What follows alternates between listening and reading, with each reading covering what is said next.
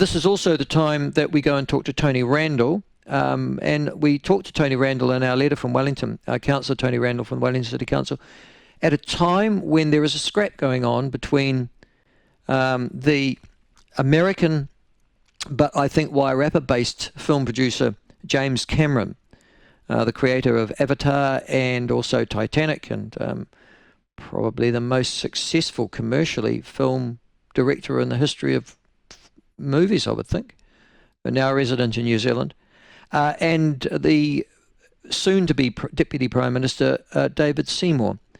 James Cameron, in a comment, a throwaway comment, but he was sort of half serious about this one. David Seymour was saying it'd be nice if James Cameron put his money where his mouth was, basically, and ensured that Kiwis were far more involved in the Avatar productions, certainly in terms of acting roles, than they are currently. And then wondered when James Cameron was actually going to make anything other than a liberal lefty film. So a socialist film, I think. Of course, Avatar is very, very left liberal, isn't it, in terms of its plot? But yeah, so there's that little scrap going on at the moment. But he also spoke, in fact, he was the lead speaker at a event which I thought got a very poor turnout, actually, just quietly, at the Wellington Town Hall, or was it the Michael Fowler Centre, last week, about Wellington and its plight. And Tony Randle joins us now. Tony, good morning to you. You went to that public meeting, didn't you? Michael Fowler Centre, wasn't it? Yeah. Listen, I saw 1,000 people and I thought, gee, that's poor. Well, it's actually more than they expected. They booked a smaller venue because, and they had to scramble at the last minute when they got a lot more. Now there could well have been a lot of people who got tickets and didn't turn up on the night. But I went along and it was, well, I think in a way it was successful and in a way it was unsuccessful. I think some people went there expecting to have some vision expounded towards them, and it was much more of a discussion, a forum led by Paddy Gower, just about what these three leading Wellingtonians thought about what should happen in the city. And James Cameron, was obviously one of the leading people, and he made some comments. Is he a Wellingtonian? I thought he lived in the Wairarapa. Well, he's got a place also, I think, in Mount Vic or Roseneath somewhere. Oh, okay. So I think he spends a lot of time in Wellington, and he obviously does because he talks about the issues of walking around and challenges, but also he had a lot of optimism about the city. He was saying that we punch way above our weight in the film industry, and that he was. And so we're equal pegging it with places like Montreal and Sydney. And he wants to support that. So that's what a lot of the discussion was what he thought about how that needs to happen and how the city needs to change to make it happen. Right. So he's talking about the film industry as being a potential saviour of Wellington, but what else? I mean, that's not going to... Yeah. I mean, there was also, her name escapes me, but there was also the CEO of a large electronic gaming company based in Wellington called Pickpock.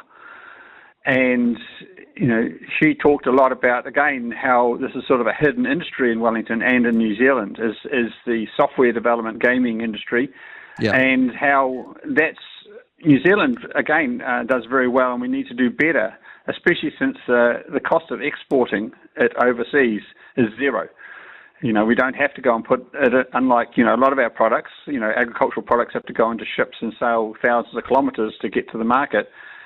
We just push a button on the internet and then the game is out. And so, New Zealand is a smart people, and she was very supportive of and highlighting, saying there's great opportunity there. And it's all about the lifestyle that Wellington can offer. I mean, they're both here because they love Wellington.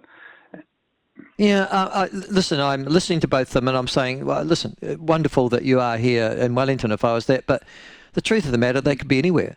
I mean, particularly with gaming, you could be in Dunedin, you could be in Alexandra, you'd know that, Tony, you could be in Taumarunui, you could be in Whangarei, you could be in Hawke's Bay. You don't need to be in Wellington to do that. That's not going to save Wellington, is it? People working from home on gaming? Well, I think in terms of the head office and such like stuff, when the teams do have to get together, and there is a limit to what you can do remotely. Often you need everyone in the same room to sort out big issues. If you're going to, if you're doing a big project, and Wellington's a great place to be that. I mean, we have got a number of advantages. We've got an airport that's really close to the CBD, even though traffic is terrible at peak time through our one Mount Vic tunnel. But we've got a lot of advantages. Very compact, very walkable, and on a nice day like today, you can't beat Wellington. So it's a matter of saying that equally, we're a government town. We've lost a lot of jobs. The country's in recession, and we're struggling. And we're struggling to put it together. That's why I think the group, which is Vision for Wellington, and I'm not a member, but the Vision for Wellington says we need to have a conversation about where we go. And I think that was the purpose of the forum. And in that light, I think it was reasonably successful. Okay. Now, the thing about that is that 1,000 people turning up is that almost by inclination, it's a criticism of the fact that things aren't going the way they should be going in Wellington, which is why 1,000 people turn up, and James Cameron and Emma Proctor was the lady I think you were talking about. Of course, and, yes, of course. And what's the other person? Stuart Niven. Stuart Niven was there as well. Yeah. But I mean, the reality is, but then you've had pushback, because I'm now seeing from the Liberal Greens and the Green Left an argument that, well, really, everything's underway. Everything that was a trouble is the result of previous councils. We don't really need these people. Have I got that right? Yeah, I was actually surprised. I really think the people who have been leading the city over the past decade, which has been the left, are super sensitive to this. And they've come back multiple ways. The Spin-Off has an article. There's an article from a fellow Green councillor, Geordie Rogers, in today's an opinion piece in today's post. And others have said, well, the city is changing. We're doing the right things. And they talk a lot about, more investment in water and housing. But I think they're ignoring two big realities. The first big reality is the left have been leading the city since Celia Way-Brown. It's like over a decade. So where we've got to has to be sheeted home to the ideas and the direction put out by the left. And the second thing is that, they can talk all they like about increased investment in water. I mean, let's face it, we've done such a bad job. We're literally having water taken off us by the government. And that's a nationwide thing. But what hasn't happened in Wellington is giving up the greener agenda projects as well. We've got huge rates increases coming, and that's because we're trying to do two things at once. We're still going in Wellington to do the green agenda, more cycleways. The council has had an option to cut $20 million out of the budget for cycleways. There was an option put up to say, let's just finish what we've got done. That would have been $20 million less. They voted to continue the cycleway program. The same with the Golden Mile. And so that's why everything's so expensive. I mean, it really is expensive, and people are getting, it's becoming unaffordable.